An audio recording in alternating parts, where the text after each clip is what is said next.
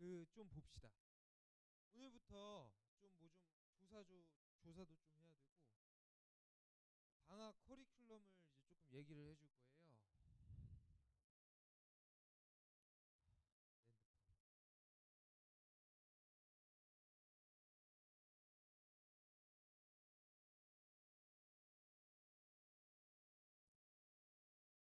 자, 일단 방학 시간표는 원래 나는 그대로 하려고 했는데 이제 나도 학원의 일원이다 보니까 그 학원이 조금 추구하는 바가 있어요. 그래가지고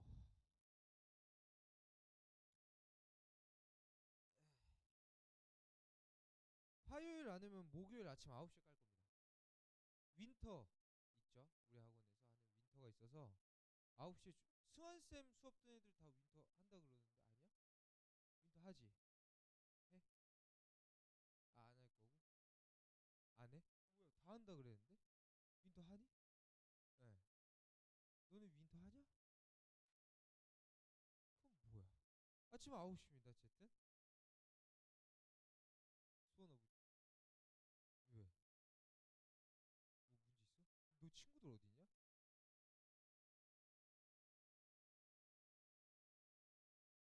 어. 왜 이렇게 할머니를 다 그렇게 좋아해? 나 할머니 안 본 지 한 1년 된 것 같아요. 나도 할머니 있긴 있는데. 윷놀이 한 판 하고 할까? 마음대로 하세요. 네가 화장실 가세요. 그래가지고, 예, 그걸 좀 할 거고, 그리고 혹시 엄매 하는 사람. 괜찮아요. 손 들어도 돼요. 엄매 할 사람. 뭐 이렇게, 엄매 없어? 눈치 빨라서 좋다. 화작 할 겁니다. 그렇죠? 화작 봐줄 거예요. 근데 이게 개인적으로 이제 뭐 특강을 열어도 돼요.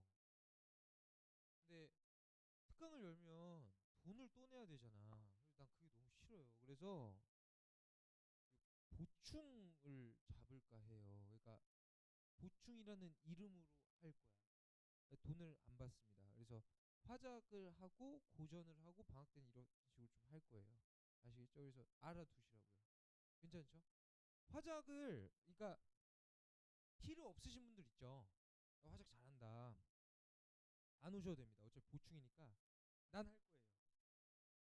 알아두시고요. 그래서 뭐 어쨌든 그렇게 할 겁니다. 그래서 뭐 내 영어 내 영어나 탐구 수업 들으시는 분들은 아시겠지만 특강이라는 걸 별로 안 좋아해요. 요즘에 학원들이 너무 좀 상업기관에 상업적이라서 좀 많이 안 좋아합니다. 그래서 보강으로 잡을 겁니다. 이렇게. 그래서 화작할 거고 그리고 오늘이 이제 12월 28일이에요. 아, 그죠? 고2로서의 마지막 국어 수업입니다. 마지막 국어 수업이에요. 그래서 오늘 지문은 조금만 나갈 거고요. 그 시험을 한 개를 볼 겁니다. 모의고사. 그렇죠?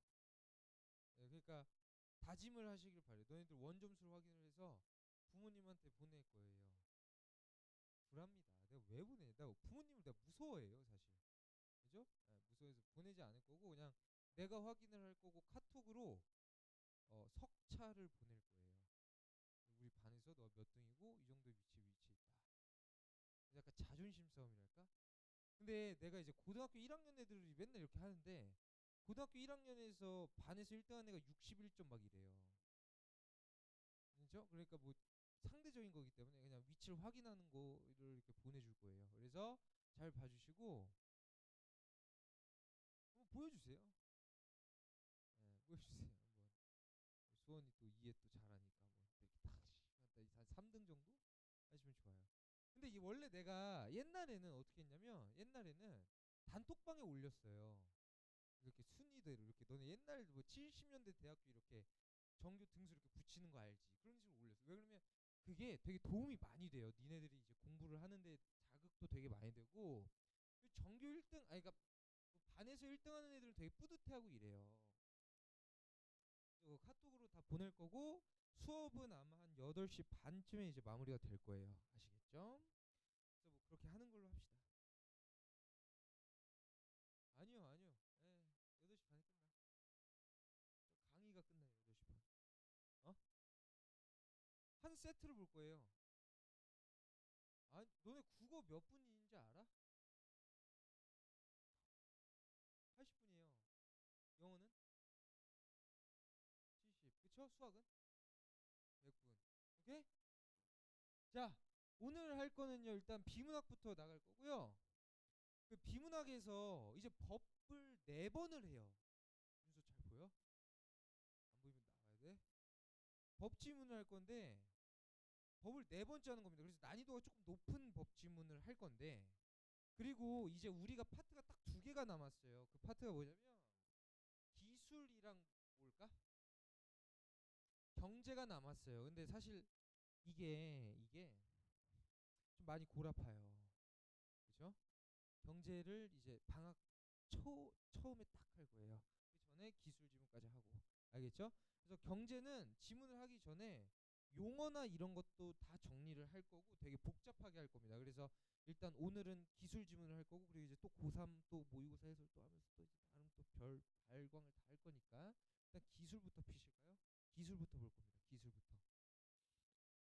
자, 내가 일단 이 지문을 왜 가져왔냐면 우리 저번 시간에 뭐 했는지 기억나는 사람? 저번 시간에. 아, 책을 못 받았니? 저번 시간에 뭐 했는지 기억나는 사람? 플라톤이 어떤 파트였냐? 플라톤이? 철학 파트였죠. 철학. 그렇죠? 철학이랑 뭘 했냐면 법을 했어요. 근데 이 법은 저번 주에 3주째를 하고 있었고 그다음에 또 오늘 또 법을 할 거예요. 요즘에 법을 자주 내는 추세다 보니까 그래가지고 이게 철학이 이제 이게 기술로 바뀌었는데 이게 정확히 얘기하면 기술 철학 지문이에요. 그래서 일부러 이걸 가져왔습니다. 아시겠죠? 그래서 매주 이렇게 나가는 게 주간지 느낌으로 나가는 거니까 그냥 좋게 좋게 봐주세요. 그래서 이 2가지를 연결 지을 겁니다. 오케이. 자, 기술 챕터에 대해서 먼저 얘기를 합시다. 자, 일단 이 기술 파트를 조금 볼 건데 일단 첫 번째를 봅시다. 일단 기술 지문에서 가장 우리가 조금 집중을 해야 될 게 어디냐면 어, 선후 관계라는 거를 이제 조금 집중을 해야 돼요. 자, 이게 기술이라는 게 기술은요 일단 어떠한 측면이냐면 절대적인 측면이에요. 절대적인 측면. 그러니까 약간 이런 거야. 봐봐. 철학이랑 사회나 인문 같은 거는 어떠한 주장에 대해서 누가 반대하고 누가 찬성하고 이렇게 뭐 양반적인 입장을 다 들 수가 있어. 근데 기술이라는 거는 무조건 정해진 절대적인 측면이기 때문에 이거를 내용을 복잡하게 만들기 위해서는 순서에서밖에 복잡하게 만들 수가 없어요. 그래서 우리가 집중해야 될 건 일단 선후 관계고 두 번째는 인과관계예요. 근데 이게 굉장히 비슷한 말인데 이 인과관계라는 건 어떤 얘기냐면 원인과 결과를 조금 명확하게 따져라 이 얘기야. 됐어? 그래서 어떤 일이 일어나면 어떤 결과가 나타나고 어떤 일이 일어나면 어떤 결과가 나타나고 이걸 조금 느끼셔야 돼요. 그쵸? 이렇게 오늘 되게 소심하게 되게 귀여운 컨셉이네. 그쵸? 그래가지고 이 2개를 일단 잘 잡아줘야 돼. 그래서 이 2개를 통해서 내용을 조금 더 복잡하게 만드니까 일단 이거 잘 일단 좀 체크하고 갑시다. 자, 일단 가지문부터 갑시다. 오늘 조금 가볍게 합시다. 일단 시험 보기 전에 머리 쓰면 안 되니까. 그죠? 고전적 기술 철학은 개별적 기술 하나하나에 관심을 두기보다는 자, 이렇게 가는 거죠. 우리 계속 했던 거 갑시다. 동그라미 잡아주시고 포괄적인 기술에다 동그라미 잡아주시고요. 그 다음에 이 개별적인 거에다가 세모를 쳐주시면 됩니다. 반이어다 이거예요. 그쵸? than이라는 접속사를 써가지고 나눠줬습니다. 그래서 포괄적인 기술의 일반에 주목하면서 현대 기술에 대해서 비판적으로 고찰했대. 그럼 현대 기술에다가 이렇게 세모 그어주시고 우리는 현대 기술이라는 거는 개별적인 거에 집중을 했다. 이렇게 이해가 되는 거죠. 그렇죠? 카테고라이징을 하면 돼요.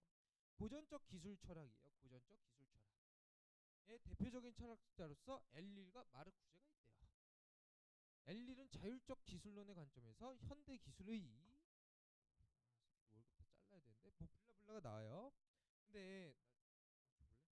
비문학?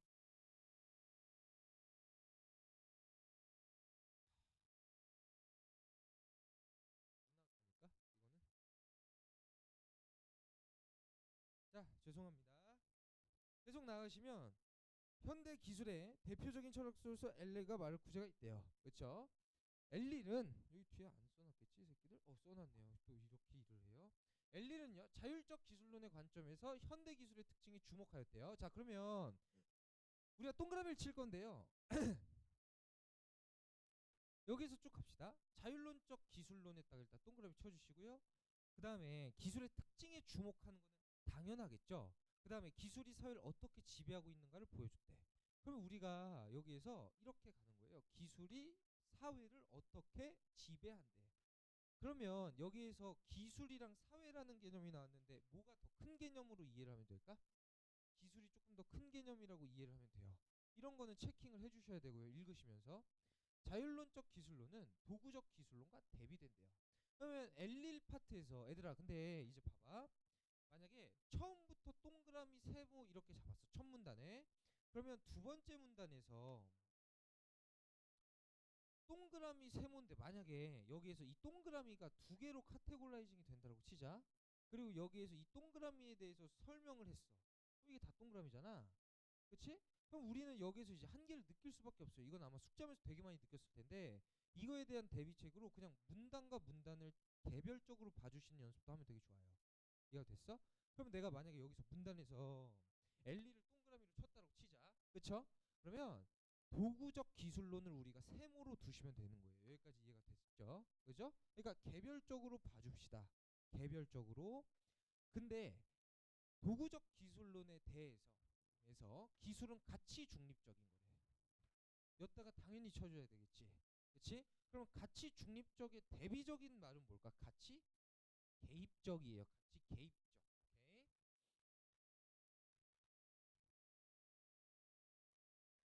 가치 개입적인 것으로 인간이 정한 목적을 달성하기 위한 수단으로 취급된대. 우리 이거 수단 어디서 했어? 철학 지문에서 하지 않았어? 사탐 듣는 애들만 했나? 너네 생윤이랑 윤사나 뭐 이런 뭐 정법 이런 거에서 너네 칸트 했지? 학교에선 했잖아. 칸트. 칸트가 뭐라 그래? 인간을 수단으로 대하지 말고 목적으로 대하라 이러지? 그치? 좋아요. 그러면 수단의 반연은 뭘까? 목적이에요. 이 철학 파트에 굉장히 자주 나오죠. 수단이라는 거는 무조건적으로 탐구든 국어든 영어든 긍정부정? 오케이. 오케이. 목적은 긍정이에요. 그러니까 예를 들면 이런 거죠. 나라는 사람을 너네들이 그냥 국어 성적 올리기 위해 필요한 수단으로 보면 니네들은 나쁜 새끼들이고 나라는 존재를 사랑한다면 좋은 새끼들이에요. 그쵸? 이렇게 되는 거고. 그래서 가치 중립적인 것으로 인간이 정한 목적을 달성하기 위한 수단이래요. 수단. 이렇게 되는 겁니다. 그래서 도구라는 말이 수단이라는 걸로 이제 바뀌어서 나왔다라고만 인지하면 되고 이와 달리 엘릴은 그쵸? 달리 앞문장 전체 부정이 나오고 동그라미 기술이 인간의 통제를 벗어나 자율적이래요. 그러면 내가 자유라는 패러다임은 현대 국어 지문에 있어서 긍정이다 부정이다? 긍정이다 이렇게 돼요. 오케이? 그래서 수단 부정이고 자유 긍정. 좋네요. 이렇게 되는 거죠. 이렇게 일단 느끼셔야 돼요. 그래서 이와 달리가 나왔으니까 기술은 오직 효율성이라는 오직이 나왔지. 내가 이거 했지. 그쵸? 영어 예시 들어주면 했어요. only, just, merely, simply 그저 단순히 이런 거 나온 다음에 뒤에 이거 나오면 긍정 부정? 부정이에요. 됐어? 그러니까 오직 이런 것들 그저 이런 거 나오면 부정이에요. 그래서 이렇게 봐봐. 여기서 동그라미 시작됐지. 동그라미가 시작이 된 거야. 그러니까 글이 동그라미가 시작이 됐는데 엘릴이 나왔어. 엘릴 이렇게 빨아주다가 갑자기 오직 효율성이래. 그러면 효율성을 긍정으로 봐줘, 부정으로 봐줘? 부정을 보니까 세모지. 그러면 엘릴은 효율성에 대해서 찬성한 거야, 반대한 거야? 반대했다라고 일단 인지를 하셔야 돼요. 그 다음에 기술의 발달은 인간의 선택이 아니라 기술 자체의 효율성을 바탕으로 자동적이며 불가역적으로 이루어진다라는 거래. 그러면 우리가 여기서 이 효율성을 잡아줬기 때문에 여기다가 이렇게 체크를 해주는 게 가장 좋을 거고 불가역적이래. 불가역적이래. 반대로 갈 수 없다라는 얘기야. 그치? 그러면 이거를 조금 그러니까 여기선 효율성이 두 개 나오니까 이거의 중요도를 낮춰주고 자동적과 불가역의 중요도를 높여주면 되잖아. 그치? 근데 여기에서 이 자동적이고 불가역적이라는 게 뭐의 반열로 봐주면 가장 좋을까? 문맥상 자율과 반대로 봐주시면 돼요. 알겠지? 특히 이 불가역 같은 단어는 자율적이라는 단어와 반대로 봐주는 게 가장 좋습니다.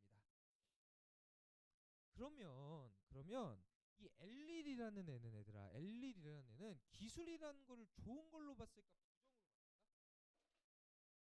기술이라는 거를 부정으로 봤어요. 왜 그러냐면 봐봐, 이거는 효율성이라는 기준에 의해서만 움직인대. 그럼 기술을 좋게 본 거야, 나쁘게 본 거야? 나쁘게 본 거예요. 여기까지 이해가 됐어? 그 다음에 이는 자율적인 기술합. 그러면 이거는 좋은 거야, 나쁜 거야? 자율적인 기술합. 좋은 거예요. 봐봐. 내가 이거 얘기했냐? 이거 영어 듣는 애들은 다 알 텐데 부사랑 형용사랑 명사의 관계에 대해서 얘기했어? 잠깐만 영어 잠깐만 봅시다. 봐봐. 긍정 부정. 긍정 부정.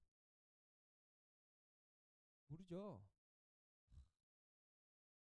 너 오늘 방금 하고 왔는데 이거 긍정 부정? 아 이거 아니었지. 예시가 다른 거였죠. 긍정 부정. 프리티걸.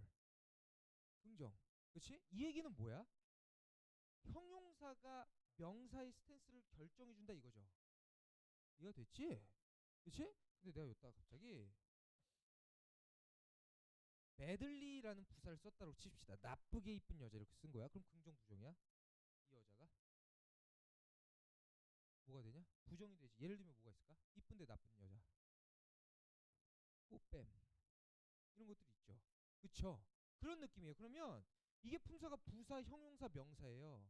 그러면 가장 중요한 게 부사다 이거야. 근데 여기서 L1이라는 애는 일단 기술을 나쁘게 봤어.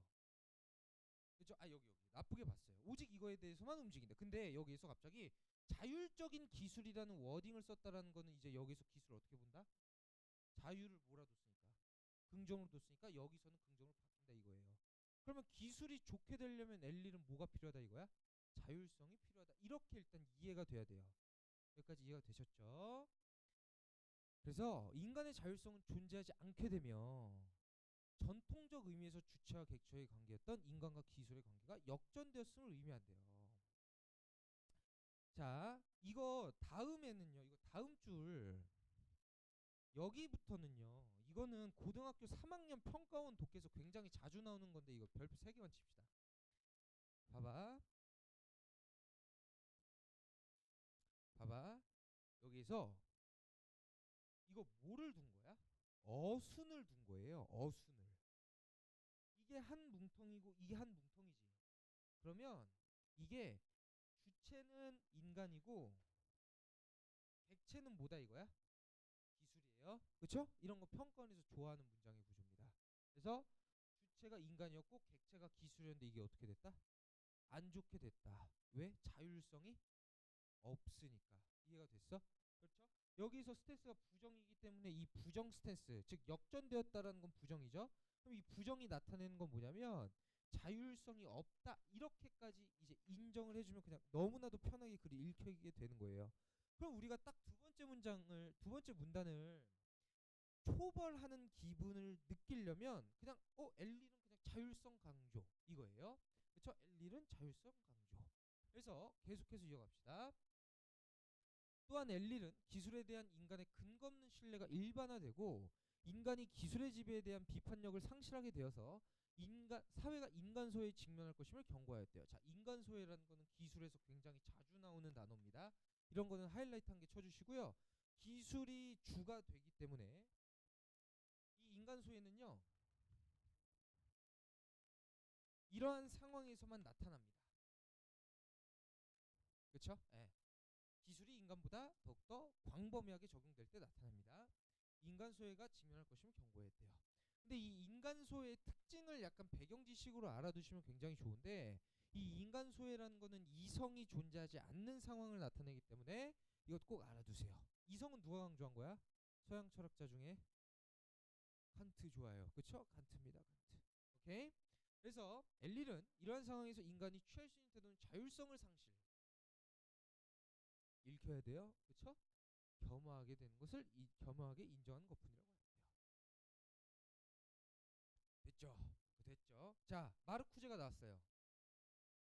근데 우리가 마르쿠제가 나오면 자, 여기 문단부터 필기를 좀 이렇게 해주세요. 여기부터 어떻게 필기가 들어가야 되냐면 첫 번째, 엘릴과의 공통점.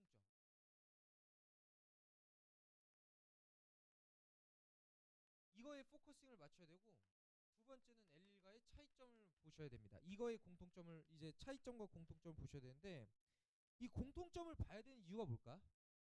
엘릴과 마르쿠제는 어디에 관심이 있었어?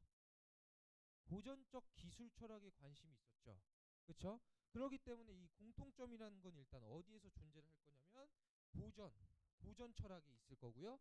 차이점은 인물이 다르기 때문에 당연히 차이점은 존재할 수밖에 없습니다. 그래서 일단 공통점과 차이점을 봐야 되는데 1번에 집중할까 2번에 집중할까 우린? 2번에 집중을 해주셔야 돼요. 그렇죠? 네, 당연히 2번에 집중을 해주셔야 됩니다. 그래서 만약에 1번에 집중한 경우는 언제일까? 인물을 두 명으로 나누지 않았겠죠. 그쵸? 갑시다. 마르쿠제는 1차원적인 대한 비판을 중심으로, 자 여기서부터 이제 또 새롭게 시작한다라는 느낌으로 가주셔야 되기 때문에 마르쿠제 일단 동그라미 갈게요. 그 다음에 1차원적인 사회에 대한 비판을 중심으로 1차원적인 사회를 비판했대. 1차원적인 사회 동그라미 세모 됐죠? 오케이. 기술의 발달로 인해 발생한 인간과 사회의 위기 상황을 분석했대. 공통점이 있어요. 공통점이 있어. 누구와의 공통점? 엘릴과의 공통점. 엘릴은 인간 소외라는 단어를 썼지. 그치? 그러면 지금 둘 다 어디에 있는 거야? 위기 상황에 있는 거야. 그치? 그 위기 상황이 있는 거예요. 그래서 위기 상황이 있고요. 1차원적인 사례, 인간의 비판 능력을 제거한대. 그러면 비판 능력이 없는 상태니까 이 비판 능력은 동그라미로 갈까? 세모로 갈까? 동그라미로 가주셔야 되고, 비판 능력도 엘릴과의 공통점으로 볼 수 있을까 없을까? 있는 거죠. 엘릴도 있었으니까 이걸 제거해서 자연스럽게 인간을 억압하여 존속하는 사회를 의미하는데, 자 존속하는 사회래. 엘릴과의 공통점으로 페어링을 할까? 무슨 사회? 인간 소외가 일어나고 있다. 이렇게 이제 공통적인 워딩을 찾아주시면 굉장히 편하고요. 1차원적 사회에서 기술은 구성원을 효율적으로 통제하기 위한 지배 이데올로기가 된대요. 봐봐. 기술은 구성원을 통제한대. 구성원을 개인 혹은 인간이라고 치자. 그럼 여기서도 우리가 공통점을 얻어낼 수 있지. 뭘까? 기술이 뭐보다 크다? 개인보다 크다. 이런 거예요. 그쵸? 인간보다 크다. 그러니까 엘릴과의 일단 공통점을 시작을 합니다. 그러면 우리는 직감적으로 알아야 돼. 이 문단에서는 그러면 일단 공통점을 써주겠네. 그러면 일단 이 공통점이라는 건 뭐냐면 기술이 인간보다 큰 개념이다. 이걸 일단 우리는 뽑아낼 수가 있어야 돼요. 여기에서. 그쵸? 그래서 이데올로기가 되고, 즉 기술이 산업과 권력의 제도적 주도권을 쥐고 있는 주체들에게 이익을 제공한대. 즉 주체는 얘들아 무조건 주체는 뭘까? 개인이에요. 알아주셔야 돼요. 주체는 개인이야. 그러면 기술은 개인에게 이익을 제공하고 잘못된 현실, 즉 기술이 갑인 거야. 누가 의리고? 개인이 의리고. 왜? 얘네들이 얘네에게 제공하잖아요. 그래서 정당화하는 방법들이 되었대요. 마르쿠제에 따르면 산업혁명 초기 인간은 기술을 개발하여 고통스러운 노동에서 해방되었대. 그러면 여기 잘 들으세요. 이 산업혁명은 긍정일까 부정일까?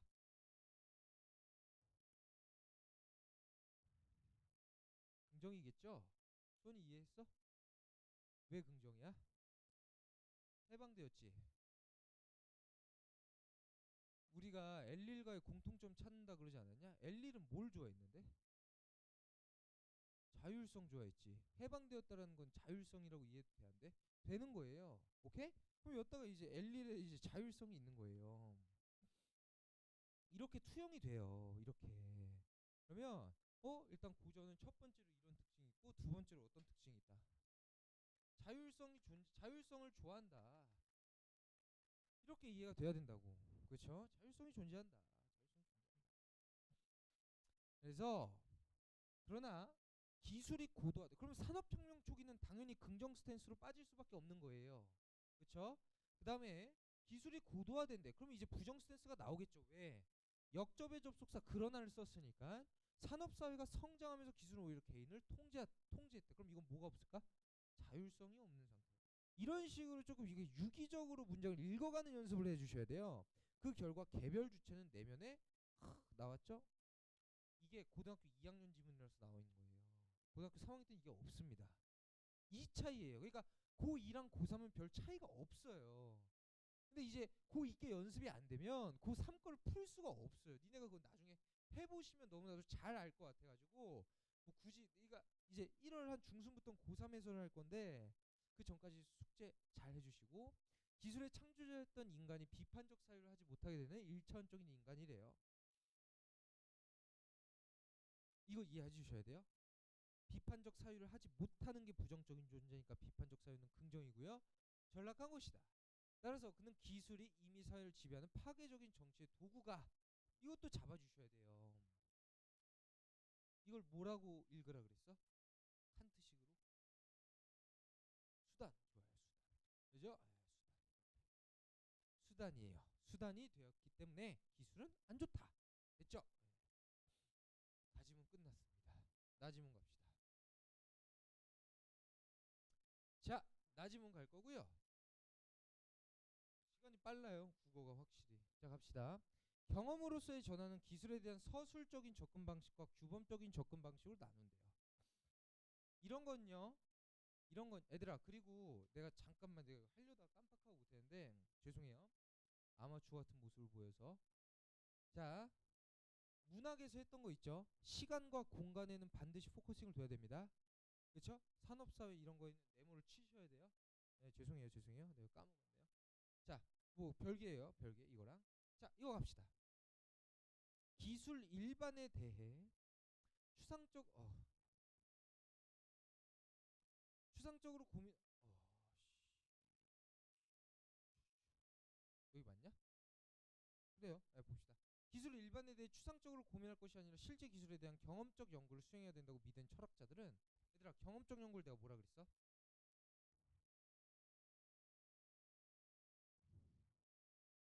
자주 나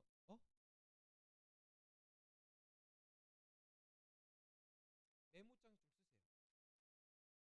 모의고사에서 자주 나오는 연구의 워딩이 두 개가 있어요.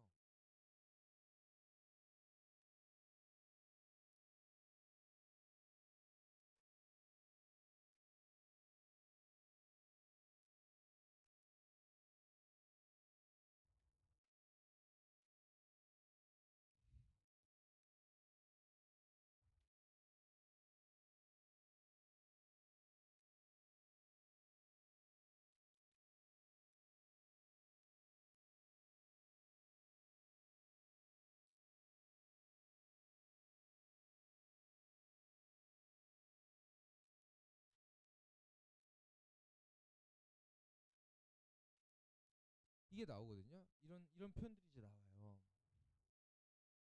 이걸 좀 알아주셔야 됩니다. 자, 이거부터 갈게요. 기술론 경험적 연구라는 거는 경험에 기반해서 연구 결과를 내라 이거야. 됐어? 경험에 기반해서 내래. 눈에 보이는 것들만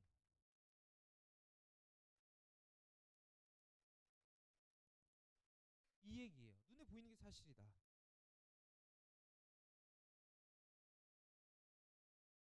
자, 내가 이거 했지. 야, 그거 양적 연구와 질적 연구 내가 하지 않았어? 했지? 했어? 기억나? 현대 패러다임에 대해서 했어 안 했어? 했지. 그래서 너네 예를 들어서 영어 지문 같은 데서 이거 잘 들어야 돼. 이런 거는 봐봐. 미스가 나왔어. 이거 긍정 부정? 부정이에요. 이거 어떤 뜻이야? 신화죠. 신화. 여기서 교회 뭐 많이 다니겠지만 성당도 많이 다니고 영어 지문과 국어 지문에서는 이걸 무조건 부정적인 존재로 봅니다. 왜? 눈에 보이지 않기 때문에. 그리고 현대 우리 이 세계적인 패러다임 자체가 눈에 보이는 걸 좋아해요. 그래서 이과가 취업 잘 돼, 문과가 취업 잘 돼? 이과. 왜? 문과는 뭐 공부해? 철학, 사회학 이런 거 공부하지. 눈에 보여 안 보여? 안 보여요. 근데 이과는 눈에 보이잖아. 그래서 이거는 안 좋아요. 무조건. 오케이? 됐지? 경험적 연구는 그럼 무조건 좋은 걸까 나쁜 걸까? 좋은 거예요. 양적 연구는 뭐야 얘들아? 양의 반이어가 뭐야? 양의 반이어. 질이에요. 질적 연구야. 그러면 양적은 숫자로 계산해서 데이터를 낸다라는 거야. 그럼 눈에 보여 안 보여? 보이지. 그러니까 이런 거야. 내가 야 너네 집 잘 살아 못 살아라고 얘기했을 때 어떤 애는 이렇게 얘기해. 우리 집 750만 원 벌어요. 그치? 근데 어떤 애는 이렇게 대비. 저희 집은요 아버지가 어렸을 때 버시던 돈보다 조금 덜 벌어요. 이렇게 얘기해. 그럼 1번 대답이 좋아? 2번 대답이 좋아? 1번 대답이 좋지. 왜? 눈에 보이고 확실하고 양적이고 경험에 입각해서 얘기를 하니까. 됐지? 근데 이거 그러니까 어쨌든 이거는 무조건 긍정적인 겁니다. 경험 연구를 좋아해요. 경험 손 이해됐냐? 간학문적 갑시다. 간학문적 아는 사람. 아는 사람. 간이 어떤 간자? 사이간. 사이간. 사이간이야. 그러면 이건 이거예요. 학문이 A가 있고 학문 B가 있어요. 그러면 이 학문과 이 학문이 간이래. 사이간이에요. 이 사이에 딱 껴있는 거야.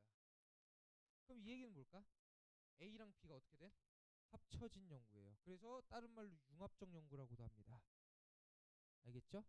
그래서 예를 들면 사회학이랑 경제학이 합쳐진 거를 융합론적이라고 해요. 간학문적, 융합적, 학제적 연구. 근데 이 두 개가 굉장히 잘 나옵니다. 그래서 간학문적 연구와 학제적 연구라는 거는 학문이 합쳐져 있다라는 겁니다. 그렇죠? 학문이 합쳐졌다. 학문이 합쳐졌다. 사이간자 써서.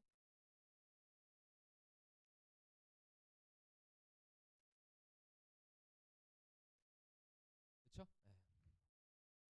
잘 이해하시면 되게 좋고요. 잘 이해하시면 되게 좋고. 그래서 어떻게 다 됐냐? 실제 기술이기 때문에 경험론적 연구예요. 눈에 보인다 이거예요. 됐죠? 그래서 수행해야 된다고 믿은 철학자들은 자신의 시도를 경험으로서의 전환이라고 불렀대. 이들은 고전적 기술 철학자들이 기술이 초래한 문제들에 집착한 채 기술을 외부에서만 관찰이 가능한 커다란 암흑상자로 취급해왔다고 비판했대. 자, 얘들아 봐봐.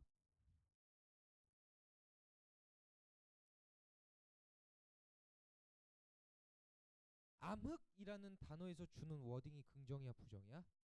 부정이지. 그치? 그러면 고전적 내가 이렇게 읽는 방법은 너네들이 어렸을 때 속독 배우는 원리에서 가져왔다고 얘기를 했고, 고전적 기술 철학자들이 기술의 커다란 암흑상자로 취급해왔다고 비판했대. 그러면 얘네들이 기술을 부정적으로 봤다라는 것을 비판해왔지. 그치? 그러면 여기에서 기술 일반에 대해서 이렇게 하는 새끼들은 기술을 긍정으로 봤을까 부정으로 봤을까? 긍정으로 본 거예요. 여기부터 이제 기술이 긍정이 되는 겁니다. 됐죠? 그러면 이제 여기에서 기술의 경험적 연구를 빠는 애들이 기술을 긍정적으로 봤기 때문에 고전적 기술 철학자들은 이렇게 마이너스 스탠스로 잡히는 거고 이렇게 잡히는 거예요. 그쵸? 그 다음에 그리고 개별 기술들의 내용과 발전을 과정들을 구체적으로 분석하고 그 토대 위에 철학적 사유가 진행되어야 된대. 자, 봐봐. 내가 기술 지문에선 첫 번째로 뭐가 중요하다 그랬어? 선후 관계가 중요하다라고 했죠? 그럼 여기서 이거 기점으로 쓰세요. 선과 후가 나옵니다. 그래서 기술이 먼저 선행이 되고 그 다음에 철학적 사유가 나와야 된대요. 그래서 기술이 선이고요. 철학이 후야. 얘들아, 선후 관계에서 가장 중요한 거는 선일까 후일까? 선이에요. 알겠죠? 선이 중요합니다. 선후 관계에서는 무조건 선이 중요하다라고 알아주시면 굉장히 좋아요. 오케이. 좋죠? 자, 갑시다.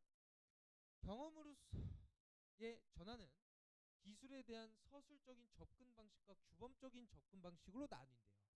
그러면 일단 이 경험이라는 거는 위에서 동그라미에서 세모였어. 윗문단에서 동그라미였죠. 그러면 여기에서 두 개로 또 나누는 거예요. 그러면 기술적인 접근과 규범적인 접근 이렇게 나누는 겁니다. 우선 서술적인 방식은 경험적 근거. 경험은 긍정 스탠스라고 얘기를 했죠. 그치? 근데 여기에서 이거 헷갈리면 안 된다. 봐봐. 동그라미랑 세모는 경험으로서의 전환에 대해서 얘기를 하고 있는 하위 카테고리지. 그러니까 이거에 이 두 종류가 있는 거잖아. 그러면 이 동그라미가 경험이라고 해서 세모가 경험이 아닌 건 아니에요. 이해가 됐지? 그래서 이걸 바탕으로 기술을 세밀하게 관찰해서 특징들을 상세하게 분석한대. 근데 오늘 나한테 모의고사 수업 들은 애들은 알겠지만 중요한 단어는 반복됩니다. 중요한 단어는 반복이 돼요. 이거랑 이거를 같이 볼 수 있겠죠? 그러면 이게 자 봐봐. 왜 이거는 두 번을 써줬을까? 굉장히 흔한 단어니 흔하지 않은 단어니? 흔한 단어지. 근데 중요한 거예요. 그럴 때 어떻게 해준다? 반복시켜줘요. 이해됐어? 흔한 단어인데 중요해. 그럼 반복이야. 그럼 우리는 엿다가 체크를 해야 돼. 엿다가 해야죠. 그쵸? 상세하게 엿다가. 세밀하게 읽었을 때는 그냥 넘기는 건데 상세하게 반복이 됐네? 이랬을 땐 여기 체크해주고 특히 본 아이디는 일상에서 생생하게 감지되는 기술 그 자체 곧 현상적 차원에서 기술의 역할에 주목하였대요. 됐죠? 자, 그 다음에 여기에서 여기 내가 지금 밑줄 그은 부분에서 가장 중요한 단어는 어디다가 쳐줘야 될까? 가장 중요한 단어.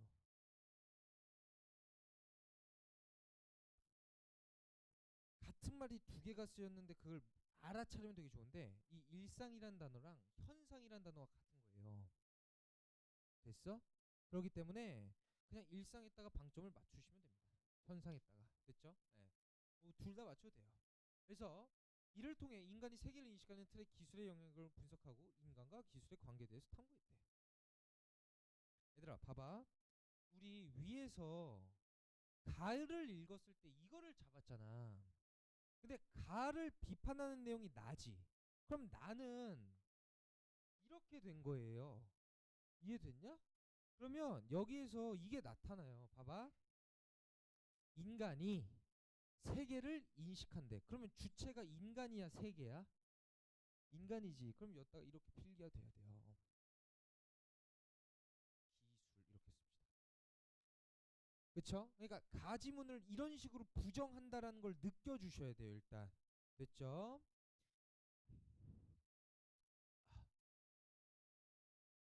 갑시다.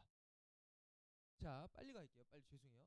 이게 기술이 처음이라서 조금 구체적으로 볼 겁니다. 그는 인간과 기술의 관계를 체현 관계, 해석 관계, 배경 관계로 설명한대. 됐지? 먼저 체현 관계랑 그러면 여기에서 이렇게 병렬로 나왔을 때 뭐 해줘야 된다고 수원아? 넘버링 해줘야 돼. 이렇게.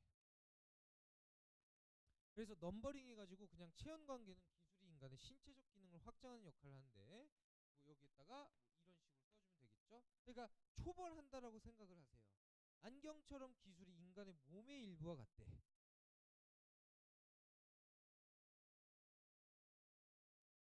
기능하는데 인간은 이런 기술을 통해 세계를 경험하게 된대. 해석 관계는 2번. 기술이 해석을 필요로 하는 텍스트를 인간에게 제공한대.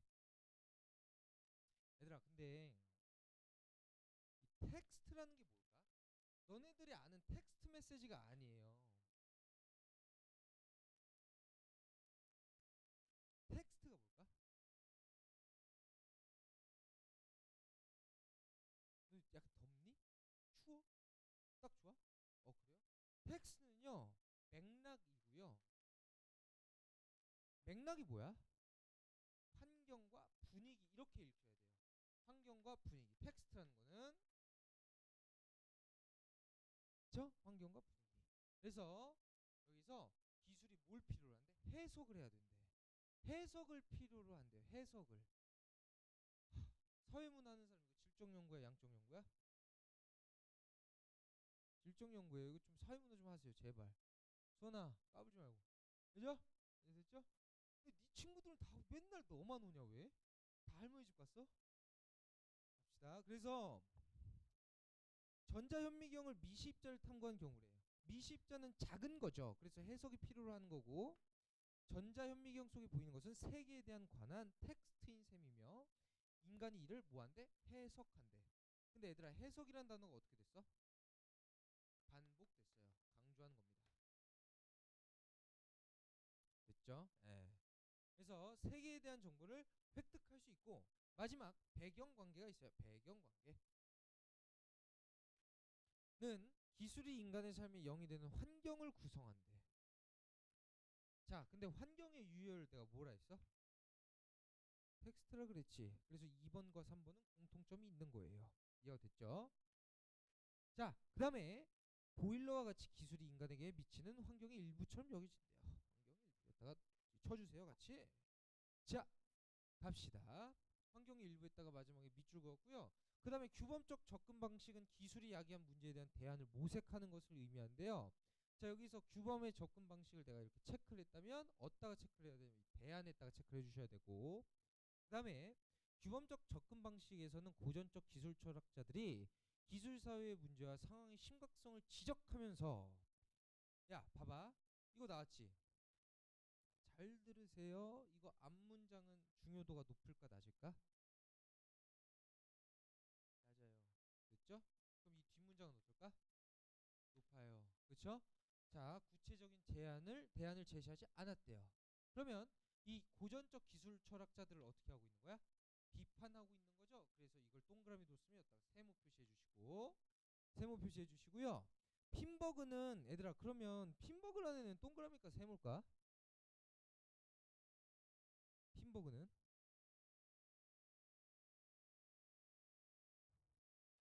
동그라미일까 세모일까? 동그라미예요, 무조건. 알겠어? 세모로 안 나와요. 오케이? 핀버그는 기술의 민주화래요. 민주화는 뭐로 대변될까? 쓰세요. 써야 돼. 자유예요. 자유. 자율성. 사회 구성자들에 따르면 기술의 발달은 효율성과 같은 일정한 법칙에 따라 이루어지는 게 아니래. 자, 봐봐. 일정한 법칙에 따라 이루어지는 게 아니야. 일정한 법칙을 따르는 거는 얘들아, 경험적 연구야, 미시적 연구야? 경험적 연구야, 미시적 연구. 일정한 법칙이래. 1 더하기 1은 몇이야? 2지. 그러면 이거는 일정한 법칙을 따르는 거는 경험이에요. 그쵸? 소은이가 이제 만족하기 시작했어요. 그러면 이거는 경험적 연구인데 우리가 윗문단에서 어떤 얘기를 했냐? 윗문단에서 경험적 근거를 바탕으로 세밀하게 관찰하여 분석하는데 치중하는 것을 의미한대. 근데 여기서 치중하는 것에 대한 스탠스가 부정이기 때문에 위에서 양적 연구를 깠어, 옹호했어? 윗문단에서 깠어요. 그죠? 그래서 얘들아 집중해봐. 집중하셔야 돼요. 여기서 이거는 양적 연구가 아니라는 거야. 즉 경험적 연구가 아니라는 거예요. 쓰세요. 경험적 연구가 아니고 그들은 특정 기술과 관련된 사회 집단의 상호작용에 의해서, 상호작용은 양적 연구야 질적 연구야? 이거 뭐 하는 거야? 상호작용은 어떻게 해야 돼? 아니 사회문화 하지 않냐? 상호작용은 양적 연구야 질적 연구야? 상상론이 뭐야? 질적 연구예요. 이거는 뭘 해야 되냐면 위에서 나온 워딩을 딸까? 뭘 해야 될까? 해석을 해야 돼요. 해석을. 됐냐? 네, 해석을 해야 돼요. 무의식적이고 우연으로 선택되어 기술의 발달이 이루어진 거래요. 즉 뭐가 없다? 뭐가 없다? 법칙이 없다. 어떤 법칙? 일정한 법칙이 없다. 이렇게 되는 거예요. 일정한 법칙이 없다. 그쵸? 여기 이렇게 읽히셔야 돼요. 그 다음에 핀버그는 이런 우연성이 기술의 변화에 인간이 개입할 여지가 충분하대. 이건 뭔 얘기일까?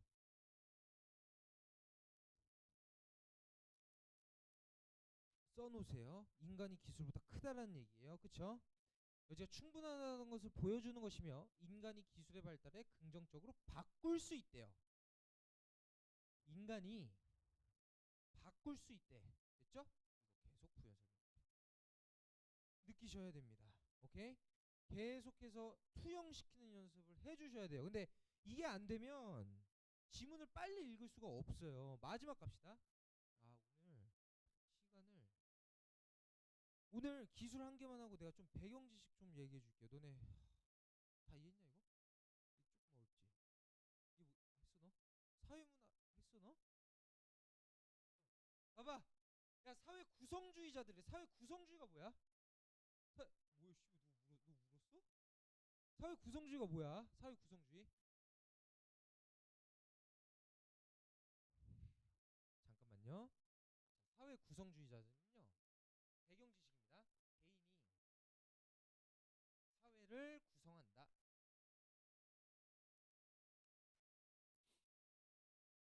그죠? 네. 개별 기술의 발달 방식을 파악하는 데 주력했대요. 기술의 발달 과정에 사회적 합의가 있는데 자 일단 여기다 이거 하나 칩시다. 개별. 그죠? 네. 사회적 합의가 있다는 것을 발견하는데 만족했다면 핀버그는 기술 코드를 민주적으로 바꿔야 한다고 강조했대. 민주적이라는 거는 뭐 민주화 운동 이런 거 있잖아요. 사회를 중요시 여겼을까? 개인을 중요시 여겼을까? 개인이에요. 고개를 숙인다고 네 몸이 가려지지가 않아요. 개인을 강조한 거. 왜 그런지 알겠니? 예를 들면 사회를 강조해. 그러면 뭐 전두환이 했던 것들을 다 옹호해야죠. 우리나라의 발전을 위한 것이었으니까. 이런 식으로. 전두환을 좋아하시나 봐요. 봐봐. 그러면 핀버그는 기술 야 진짜 마팔이더라. 이준석이랑 물어봤어요. 나한테도 대답 안 해주시던데. 봅시다. 강조하며 기술 사회의 바람직한 발전 방향을 제안했대. 여기서 기술 코드란 얘들아 코드라는 건 뭘까? 행동 양식이에요. 됐죠? 네, 됐죠? 행동 양식이에요. 코드라는 게 어떤 거냐면 야 너 성공하고 싶으면 공부 열심히 해. 약간 이런 식으로 어떤 행동의 양식을 제공해 주는 건데 조금 이따 갑시다. 기술이 가지는 사회 의미를 포괄하는 개념이래요. 즉 그는 기술에 대한 사회적 선택의 과정을 의식적 차원에서 공론의 장으로 끌어내고 공론의 장을 얘기한 철학자가 누구야? 하 오 하버마스 좋아요. 오 잘하네. 하버마스 이것도 나중에 할 겁니다. 이것도 철학 지문에 자주 나와서요. 보다 광범위한 집단이 선택권을 나누어 가지면서 기술 발달의 민주화를 위해 노력하는 것이 필요하다고 강조했대요. 여기까지 풀었는데 문제는 지금 안 풀 거예요.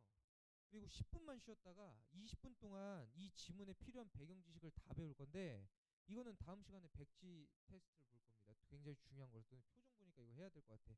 조금만 쉬었다가 이어서 갑시다.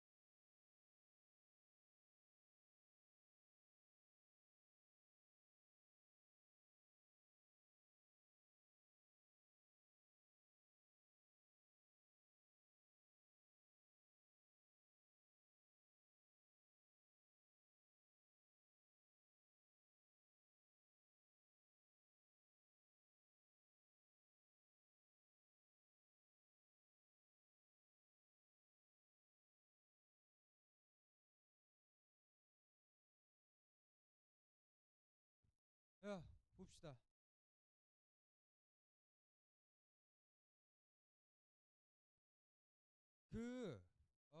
좀 하다 보니까 일단 이 지문을 조금 더 봅시다. 이거 내가 오늘 한 거는 안 가져오셔도 돼요. 내가 다시 교재를 만들 겁니다. 그러니까 왜 이렇게 매주 나가냐면 이런 상황이 마주하게 돼요. 그러니까 내가 계획했던 것보다 너네들이 너무 잘 따라온 경우도 있고, 내가 계획했던 것보다 약간 컨디션 이슈나 좀 내용 이슈나 이런 거, 뭐 게임 이슈나 뭐 이런 것 때문에 못 따라온 경우도 있어요. 그렇죠? 그러니까 조금 잘 할 건데, 그리고 내가 다음 주 수업에서는 그 정시에, 그러니까 정시를 대비하는 어떤 커리큘럼이나 이런 거에 대해서도 좀 전 과목을 다 통틀어서 얘기를 할 거니까 좀 기대해 주시고 많이 좀 나오시길 바래요. 그래서 일단 이 지문에 대해서 좀 얘기를 할게요. 먼저, 그러니까 이거는 내가 다 교재 편집해서 다시 갖다 줄 겁니다. 그러니까 이거는 버리지 마시고요. 일단 나랑 한번 봅시다. 필기 그 메모에 좀 해주세요. 따라오세요. 일단 이 지문은요, 를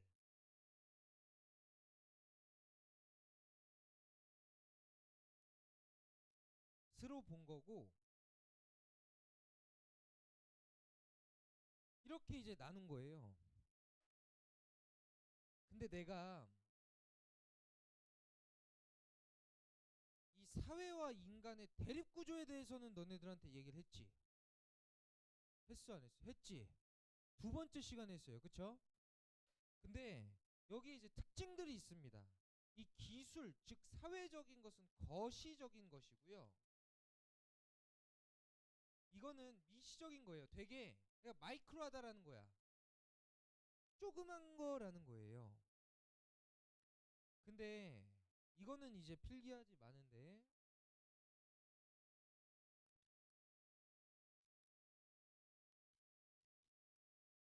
이라는 단어는 어디에 포함되는 단어냐?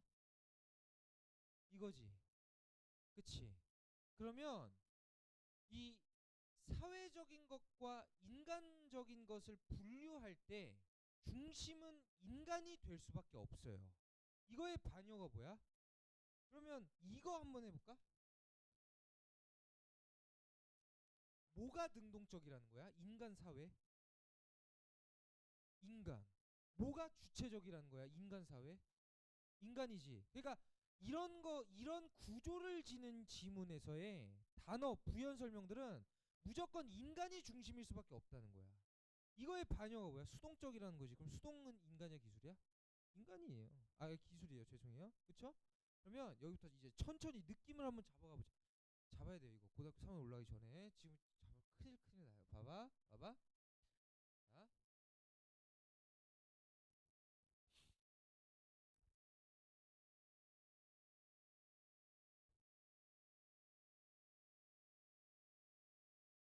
여기 갑시다. 여기.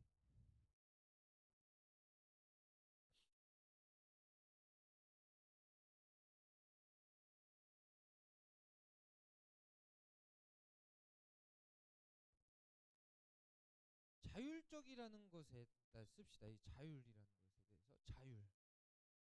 나도 이거는 이렇게까지는 조금 안 할 줄 알고 준비를 안 해와서 조금 이렇게 즉각적으로 조금 할게요. 죄송해요. 원래 이런 거 다 이제 위기의 상황도 해야 되는데. 그러니까 자율이라는 거를 뭘 강조한 거냐? 사회 인간? 이거겠죠. 그치? 자율적인 것은 당연히 사회로부터 개인이 자율적이라는 거예요. 그러면 기술은, 내가 이걸 이렇게 써볼게. 아, 이런 거는 그냥 보세요. 봐봐. 기술은 기준에 의해서 움직인대. 그러면 기준이라는 거는 사회야 인간이야? 사회지. 그치? 그러면 여기서 이게 기준이라는 워딩이 그러니까 너네들이, 내가 지금 이거 뭐 하는 거냐면 이런 지문들이 한두 개가 아니에요. 근데 카테고리만 바꿔서 나와. 예를 들면 철학 같은 지문에서도 이런 게 나올 수도 있고, 그러니까 유기적으로 연결이 돼 있다라는 거야. 알겠죠? 그러면 여기 가봐. 자동적이면 불가역적으로 이루어지고 기술 앞에서 인간의 자율성은 존재하지 않는데. 왜? 기술은 뭐에 의해서 움직이니까? 기준에 의해서 움직이는 거니까. 이해가 됐지? 자, 그 다음 문단 가봅시다. 엘릴은 기술에 대한 인간의 근거 없는 신뢰가 일반화되고. 야, 일반화됐다라는 거는 어떤 얘기냐?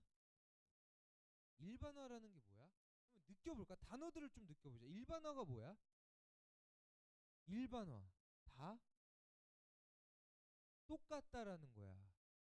다 똑같다라는 거야. 그러면 이거는 기술 내용이야? 인간 내용이야? 기술 내용이에요. 그래서 여기다가 일반화 이렇게 써주시면 돼. 이런 걸 좀 느낍시다, 같이. 그쵸? 비판력은 여기서 이 단어는 기술이야, 인간이야? 기술이지. 그치?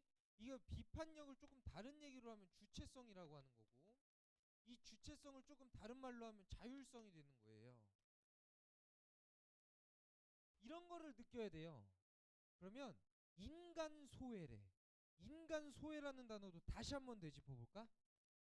인간이 중요해진 거야? 사회가 중요해진 거야? 사회가 중요해진 거예요. 인간이 작아지기 때문에. 알겠죠? 총량의 법칙에 의해서. 그래서 자율성을 상실했대. 됐죠? 자, 계속 갑시다.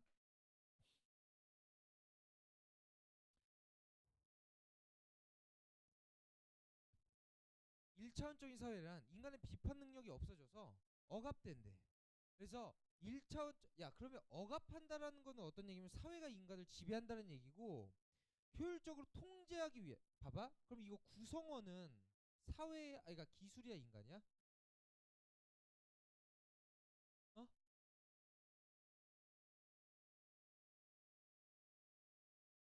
이러한 단어들로 이해가 돼야 안 돼?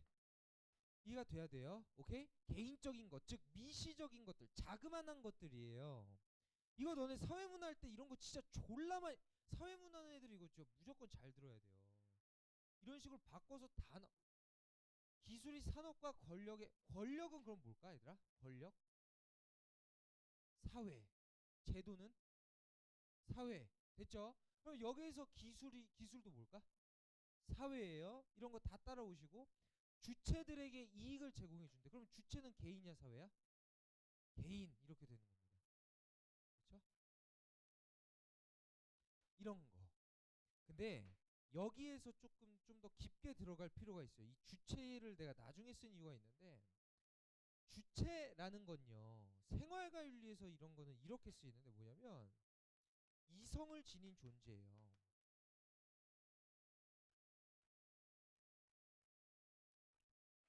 이성을 지닌 존재고, 뭐에 대해서 비판적으로 생각할 수 있는 존재야?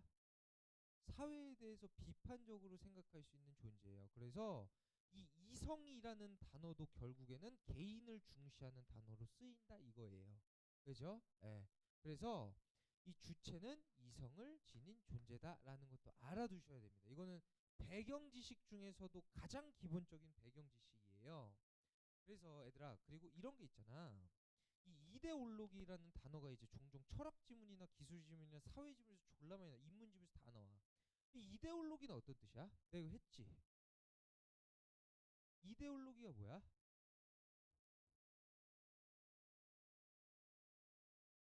이데아, 아이디어, 이데올로기 같은 말이에요. 이데올로기라는 게 뭐냐면 한 시대를 지배하고 있는 관념이에요. 됐어? 1970년도에 성별에 관한 이데올로기가 뭐였을까? 남자는 바깥일, 여자는 집안일. 근데 2000년대 들어오면서 이데올로기가 바뀌었어, 안 바뀌었어? 바뀌었지. 그럼 이데올로기는 뭐냐면 사회의 생각일까, 개인의 생각일까? 사회의 생각이겠지? 됐어? 그래서 이 이데올로기도 이 사회적인 것에 포함이 됩니다.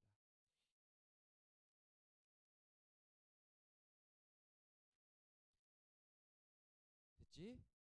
그 사회에서 지배하고 있는 관념을 이데올로기라고 하는 거예요.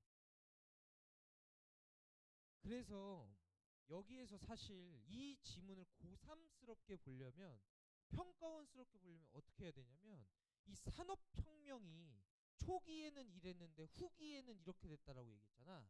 기억나냐? 초기에는 좋은 거였는데 후기에는 나쁜 게 됐지. 근데 산업혁명이라는 거는 개인적으로 일어난 거야? 사회적으로 일어난 거야? 사회적으로 일어난 거지. 그래서 원래 이 산업혁명이라는 걸 부정적으로 보는 게 맞아요. 이해가 됐냐? 근데 그러면 산업혁명 초기는 긍정적인 거 아니에요? 이건 이제 평가에서 유의미하지 않습니다. 평가는 원인이 중요할까 결과가 중요할까? 결과가 중요하고요. 선이 중요할까 후가 중요할까? 후가 중요해요. 그쵸? 그렇기 때문에 산업혁명은 결국 나쁜 겁니다. 왜? 사회적인 것이기 때문이에요. 여기까지 이해가 됐어? 오케이. 이런 식으로 좀 읽어야 돼요. 나중에. 근데 아직은 안 되고요. 그렇게 해도 이해는 돼도 너네들이 적용이 안 돼요. 그래서 지금 이렇게 힘들게 하고 있는 거예요. 기술의 창조자였던 인간이, 그러니까 인간이 기술을 만든 거예요. 그래서 1차원적으로 전락한 것이래. 그는 기술이 이미 사회를 사회적인 것으로 도구가 되었대요. 자, 나아갑시다. 얘들아, 조금만 집중, 좀만 더 해봐. 오늘 이것만 하고 끝낼 거예요. 근데 예. 좀 수업 시간이 좀 부족한 것 같기도 하고. 기술이 일반의 추상적으로 고민할 것이 아니라 실제 기술에 대한 경험적 연구를 수행해야 된다고 믿은 철학자들은 경험으로의 전환이라고 불렀대. 얘들아, 이런 거 읽을 때 전환이라는 거는 뭐야? 전환이라는 거는 객체가 몇 개 이상 나와야 돼? 2개 이상 나와야지. A랑 B가 나와야 될 거 아니야? 전환이라는 거는. 그러면 여기서 이 경험은 A가 될까 B가 될까? 뭐뭐의로 의니까 B가 되는 거지. 그럼 이게 경험이고. 그럼 A가 뭘까? A가 뭘까? A가 뭘까? 기술이에요. 봐봐. 그러니까 이해를 한 번만 해볼까? A가 일단 기술이래. 그 이유가 뭐냐면 가에서 기술을 좋게 봤어, 나쁘게 봤어? 가에서 기술 긍정 부정? 어? 부정이었지. 근데 내가 얘들아 봐봐. 그러니까 모든 국어든 영어든 사회든 모든 과목에서 구체적인 게 긍정이고 추상적인 게 부정이라고 얘기를 했지. 당연 당연해요. 그러면 이 기술을 어떻게 본 거야? 가지문에서는 추상적으로 본 거지. 이해가 됐니? 그러면 이 나지문에서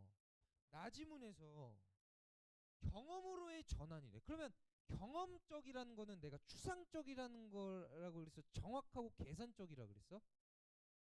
정확하고 계산적이라 그래서 내가 아까 질문하면서 얘기했지. 경험적 연구 얘기했지. 그러면 좋게 어떻게 됐다? 바뀌었다라는 거예요. 그래서 사실 이 싱글 커테이션 이거 있죠. 이게 강조한 거예요. 그러니까 이런 의미를 파악하면 여기선 기술을 좋게 보네 하고 지문이 읽히는 거예요. 오케이? 느낌을 잡아야 돼. 근데 이런 거를 나도 할 수는 있는데 아직은 조금, 그러니까 한 2주 정도만 조금 더 빡세게 합시다. 그렇죠? 그리고 나서 이렇게 수업할 거예요. 그래서 여기는 기술이 긍정이겠구나. 경험으로 전환이 되니까. 그리고 이재용이 경험은 긍정이라고 얘기했으니까 당연히 긍정이겠지. 이렇게 가는 겁니다. 그래서 봐봐. 이것도 있다니까. 내가 이거 필기한데 한 번만 같이 그 책을 한 번만 볼래? 이거를 내가 이렇게 해서 관계라고 필기했지. 그리고 내가 선이 중요하다 그랬어. 그러니까 내가 아까 그러니까 처음 할 때 선이 중요하다 그랬어. 후가 중요하다 그랬어. 선이 중요하다 그랬지. 그리고 후가 낮춰진다 그랬어요. 이게 더 중요하고 이게 낮춰진다 그랬어. 그러면 후 봅시다. 철학 나왔지. 이건 추상적인 거야, 구체적인 거야? 추상적인 거예요. 그러면 과정들을 구체적이래. 그럼 이게 뭘까? 경험이에요. 그러니까 이렇게 페어링이 돼야 된다니까. 그러니까 이게 긍정 스탠스로 이렇게 꼽히는 거예요. 그래서 선이 중요하다고 얘기를 했잖아. 기술 주문에서 일단은 그렇게 읽읍시다. 일단은 알겠죠? 그러니까 이게 이렇게 다 연결이 돼. 구체적 경험으로서 전환이 됐구나. 그리고 나서 추상적인 게 나와줘야 되는구나. 이렇게 되는 거예요. 그리고 계속해서 가면 서술적인 접근 방식과 규범적인 접근 방식이 나뉘는데 일단 봐봐.